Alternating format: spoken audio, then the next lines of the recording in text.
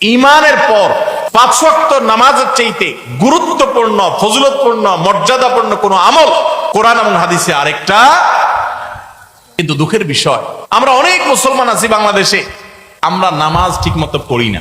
কেউ 4 ওয়াক্ত পড়ে, ফজর পড়ে না, অথবা পড়লে 7টা বাজে উঠি পড়ে। কেউ শুধু জুমা পড়ে, মাঝে মধ্যে পড়ে টকা টকা। এরপর তিনি আবার নিজেকে খাঁটি মুসলমান দাবি করেন। আবার মুখে বলেও অনেকে, নামাজ না পড়লে কি হয়েছে, কি আছে, ইমান আছে।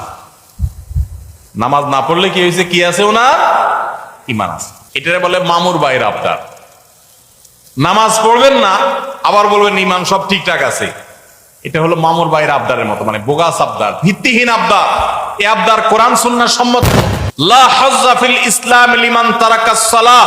যে মুসলমানের সন্তান নামাজ পড়ে না, নামাজ ত্যাগ করে ইচ্ছাকৃত ঠান্ডা মাথা, ইসলামে তার কোনো হিস্সা নাই, কোনো অংশ নাই, তার ইসলামে কোনো ভাগ নাই, ইসলামে তার কোন নাম নিশানা নাই, যে নামাজ ইচ্ছাকৃত ত্যাগ করে।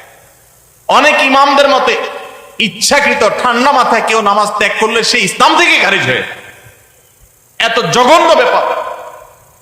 অন্য যত আপনি গুনাহ করেন না কেন, গুনাহের কারণে আপনি পাপিষ্ঠ হবেন, অপরাধী হবেন, শাস্তিযোগ্য হবেন, কিন্তু বেঈমান হবেন না।